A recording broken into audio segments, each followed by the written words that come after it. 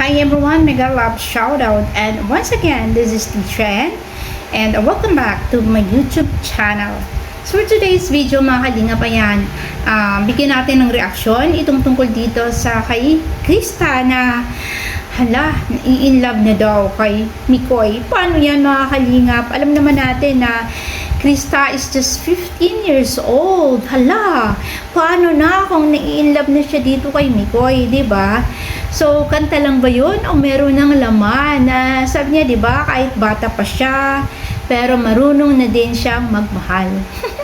Sa bagay, alam niyo ba, yung mga grade 3 students ko nga, may mga crush na. How much more itong magto-turning to 16. Kaya nga, di ba, tinatawag na sweet 16 kasi dyan na sila nagsisimula ma-in love. Dyan na nagsisimula mga kalingap na nagiging sweet, di ba? Kaya nga, yun, ang edad na 16, sweet 16. Kasi malapit na siyang mag-16 si Krista, di ba? Turning to 16 years old.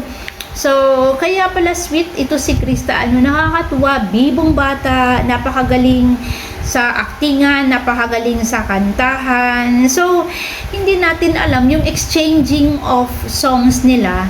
May mga laman na ba yun? Especially ito si Krista, kahit bata pa ako. Oh. Kahit bata pa ako. Pero ako, hindi ko binibigyan ng meaning kasi alam ko na this is just purely entertainment talaga na ini-entertain tayo. So, nagpapalitan sila ng mga salita but in a form of a song. So, ganun sila. Ganun nila tayo pinapasaya, 'di ba? Kasi yung love team, exchanging of kiligan, exchanging of, love words, mga ganon na talagang pinapakilig tayo. Ito, kung makikita ninyo ang My Chris, talagang purely entertainment talaga. Walang halo itong love team kasi kapag sinabing love team, nandun yung love, yung romance, 'di ba? Yung mga pakilig moments. Pero ito dito kasi sa love team, sa tandem na to ng My Chris, purely to entertain us. 'Di ba kapag kumakanta ka, ini-entertain tayo ng mga nakikinig. So exchanging of words by singing, itong ginagawa ni Krista. So kung maiko-compare niyo yung love team dito sa Kalingap, 'di ba? Yung mga nasa tamang edad na katulad ni Carla. So, yun, pinapakilig nila tayo. Meron na silang mga titigan, mga sweet moments, 'di ba? May mga exchanging of love, mga sweet words, 'di ba? Tapos may mga pa I love you na. Pero ito dito sa sa tandem na to ng My Chris or Mi Chris, purely to entertain talaga kasi si Krista meron siyang talent na kumanta. So sayang naman yung kanyang galing sa pagkanta, 'di ba? So parang si Kelly nga very creative. Nagawa niya ng paraan na okay, gawa natin 'to ng tandem and then exchanging of words sa paraan ng pagkanta. Na 'di ba ang sarap pakinggan? Para lang tayo nanonood ng mga drama sa teatro. 'Di ba? Itong si Mikoy at saka si Krista na nag-perform sila sa theater, 'di ba mga kalingap? Katulad noon na gumawa sina Krista ng bagong parang shade na doon sila na upo, 'di ba, napakaganda, tapos nasa mga kagubatan. So para bang si Krista is yung una nilang pagkita is para bang dalagang probinsyana. Tapos ito naman si Mikoy ay Manileño, parang ganun yung style. Tapos yung ngayon na part, parang si Mikoy naman yung probinsyano at si Krista naman yung Manilenya. Parang nagpalit yung kanilang aura ngayon, 'di ba? Kasi si Krista kasi kahit kaya niyang fit na fit siya kahit parang taga probinsya or babaeng nasa kagubatan, babaeng nag-aalaga ng mga pets sa farm.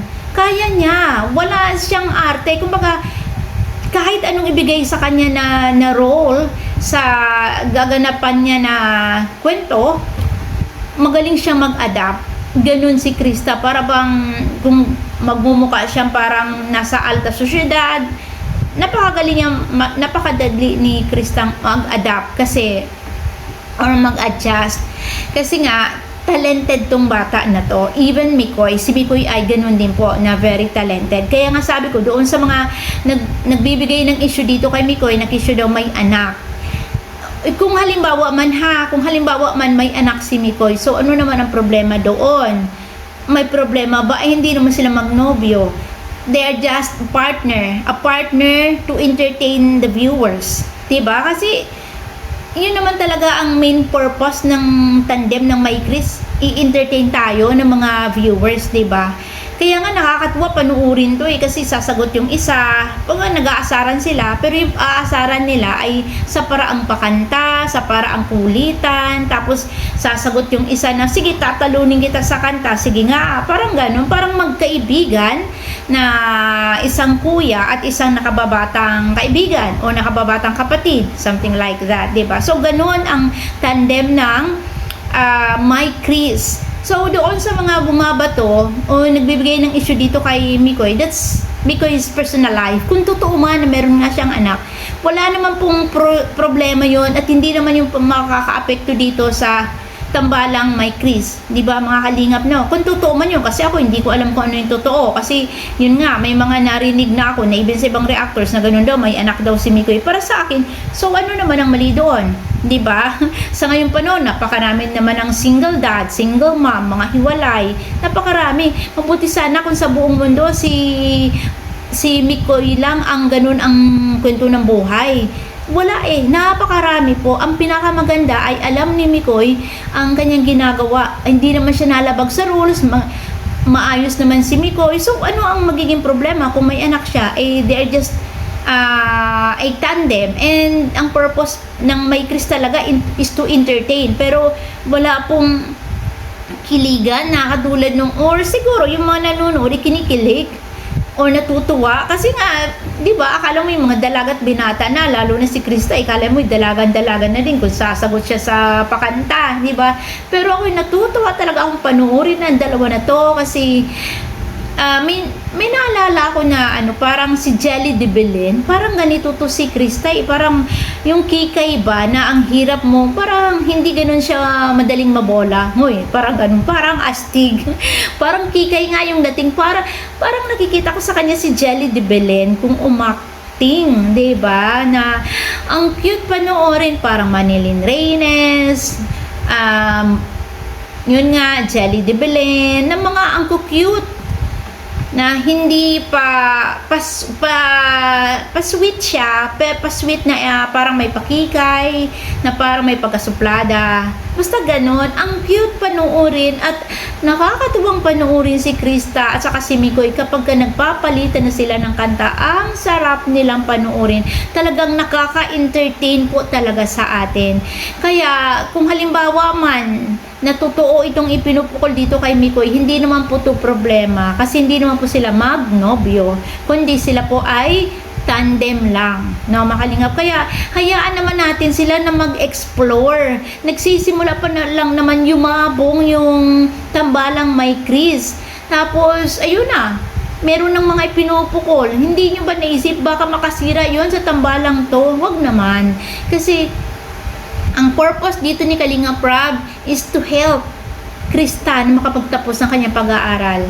So sayang naman mga kalingap, nagsisimula pa lang. Let us support Krista po mga kalingap, no? Huwag naman nating batuhin naman kung ano-anong issue. Wala namang ginagawa yung dalawa.